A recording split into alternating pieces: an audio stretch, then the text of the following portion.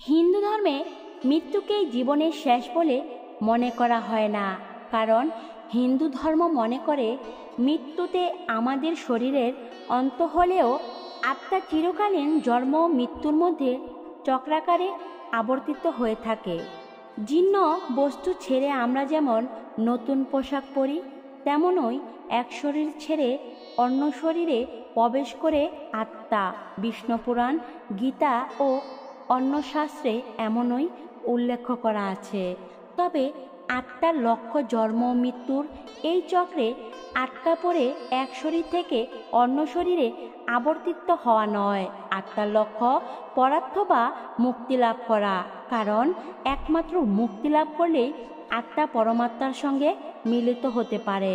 পরমাত্মার সঙ্গে মিলিত হওয়ার লক্ষ্যই আত্মা একের পর এক শরীর ধারণ করতে থাকে, কিন্তু কামনা বাসনার শিকলে আটকা পড়ে বারবার জন্ম নিতে বাধ্য হয় সে। বিষ্ণু পুরাণে পাওয়া যায় রাজা ঝড়ভরের কাহিনী। তিনি ছিলেন এক মহান সন্ন্যাসী সমরাজা। ধর্মের পথ চলে তিনি নিজের প্রজাদের দেখাশোনা করতেন। একদিন রাজা যখন নদীতে স্নান করছিলেন, তখন সিংহের তাড়া খেয়ে একটি ভয়ার্ত হরিণ নদীর জলে ঝাঁপিয়ে পড়ে, কিন্তু অন্তঃসত্ত্বা হরিণটি নদীর পার করতে পারে না। নদীর জলেই একটি শাবকের জন্ম দিয়ে মৃত্যু হয় তার।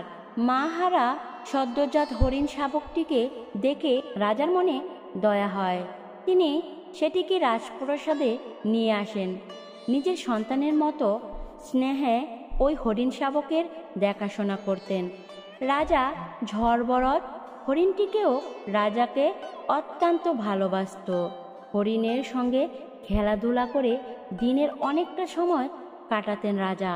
হরিণের প্রতি রাজার টান দিন দিন বেড়েই চলে। এভাবেই একদিন বৃদ্ধ হয়ে মৃত্যু হয় রাজা ঝড়বরতের।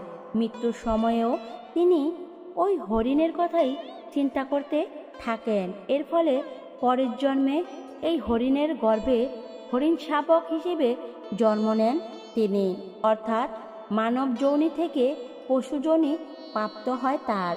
এই গল্পের মাধ্যমে বিষ্ণু পুরাণে বোঝানো হয়েছে যে মৃত্যুর সময় মানুষের মনে যে চিন্তার উদয় হয় তার প্রভাব পরের জন্মেও থাকে।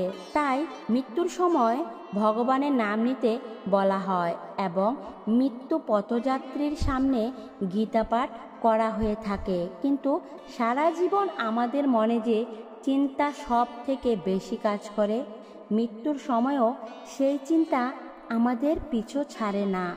আত্মা অনেক সময় সেই পরিবারেই আবার জন্ম নেয়, কারণ মৃত্যুর পরেও এই জাগতিক টান থেকে মুক্তি হতে পারে না সে।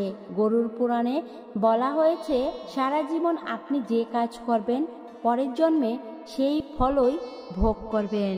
আমরা এই গল্প থেকে বুঝতে পারলাম যে আমাদের সব সময় হরিকথা হরিচিন্তা করতে হবে, তা না হলে আমাদের ঝড় জীবন থেকে মুক্তিপ্রাপ্ত কখনোই হবে না। হরে কৃষ্ণ।